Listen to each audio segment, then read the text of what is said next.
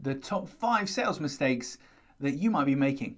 Welcome back to another video, guys. My name is James Newell and I teach people how to sell. In these videos, we look at all sorts of things from how to find, engage, close, and follow up clients, as well as understanding the psychology of your buyer. Today, we're looking at 5 common sales mistakes, 5 things that you might be doing or you certainly would have witnessed happen and been done to you that will cost the sale pretty much every single time. So let's get straight into it. Okay, number 1, and it's the most common thing possible, is you're probably selling the wrong thing. Now, it seems like a really flippant thing to say, but most of us actually focus on features rather than benefits. We focus on what we actually sell, the technicals, the deliverables, the things, the stuff, rather than the transformation, the end result. So we're focused on the wrong things. It's thanks to something called the false consensus effect, which is a cognitive bias. It's a heuristic that causes us to focus on ourselves first and foremost and see the world from our point of view.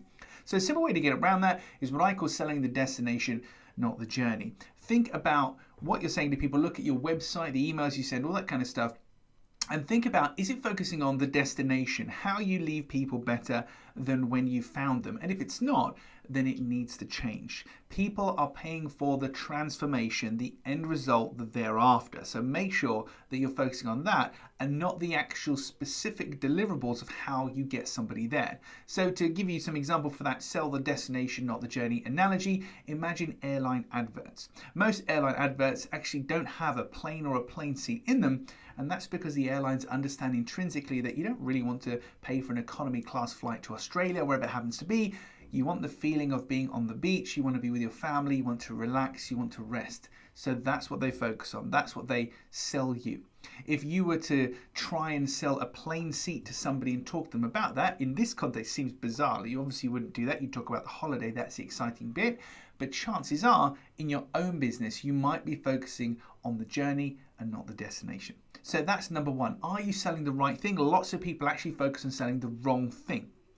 Number 2 is talking to people at the wrong time. Now, it's fair to say that most people have a client avatar. They have an understanding of the type of client or type of business that they're looking to work with, they're looking to sell to, but oftentimes they don't consider when that business or that person might need them. And I call this the trigger point. So a simplified example of this might be a leaky tap in my house would be a trigger point to call a plumber. But what's the trigger point for your offering? What causes people to need you? What drives them to act? All too often I see people who are pursuing their ideal avatar. They're talking to the right people, so to speak, but it's not the right time. So think about what the trigger point might be, and one of the simplest ways to do that, look at the people you're dealing with now, look at the people that you have dealt with, and look for patterns, look for clues. And if you get on particularly well with your clients, just ask them, call them and say, hey, what was happening for you? Why did you decide you needed our service or our product? And why did you pick us? Get some insight on that, and that will help you to understand how to find more people experiencing that exact same trigger point. Okay, number 3, a favorite of mine. If you've ever been emailed by somebody and you've ignored it because you're not interested, right? That's fair enough. But they continually come back and back and back, and they want to check in and touch base and see how you're doing and all that kind of stuff. They're just being pushy. Now, being pushy is a huge issue because it just deters people. One of the things that I say to my clients and my students is that if you don't like it as a buyer, then don't do it as a seller. So if you don't like being pushed and pursued endlessly, then don't do that to the people that you're selling to. I understand where this comes from. It comes from a place of scarcity. We think that we have to close the people that we're dealing with, and we look at our pipeline, we're trying to get those wins and trying to convert those people. I understand. But the fact is, you're not necessarily going to sell to everybody. Some people take longer to come back, etc. So take that energy that you've got, and rather than being pushy and pursuing the people that you're already dealing with, because you might actually push them away. So rather than being pushy, take that energy and put it into finding more opportunities. I call this don't chase them, replace them. So take that energy and instead of pushing people, replace them. Don't chase them, replace them. Okay, selling mistake number 4 of 5, and that is being critical. And that's astonishing how often I've seen this happen. I've had this done to me, where the person that you're talking to is quite frankly rude to you, and they cast aspersions over your decision making and say, oh, that's not a good idea. Well, what are you going to do if that happens? And they're directly critical of you and your decisions and your situation. Whilst their criticism may well be valid, it's not really conducive to making the sale and harnessing a productive relationship. So my advice here is, rather than being directly critical to people and saying, oh, that's a bad idea, why would you want to do that? You can use terms like, Are you okay with that? So, James, I understand that you don't want to proceed with us today. That's absolutely fine, but make sure that you do address this in some area, because I'm a bit concerned it might decline over time and you might be in XYZ bad situation. And would you be okay with that happening? Because I don't think I would be. So you don't have to use us necessarily, but make sure that you address that going forward. So you can still be critical and you can get your point across, but you do it in a much more diplomatic, a much more easy to digest fashion, and it's more conducive to making the sale and having a good relationship with people. And the final of the 5 selling mistakes: too many choices.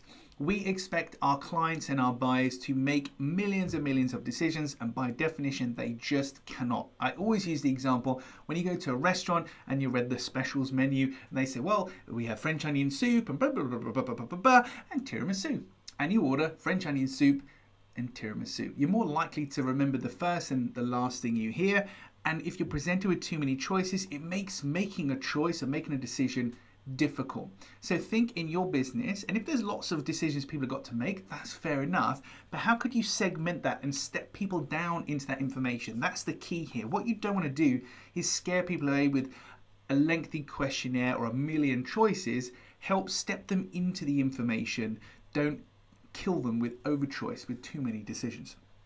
So those are 5 common sales mistakes I see all too often, but as you can see, they're fairly easy to put right once you're aware that you might be making them. I'd love to know what sales mistakes you've made or the things that you've seen happen. Pop that down in the comments.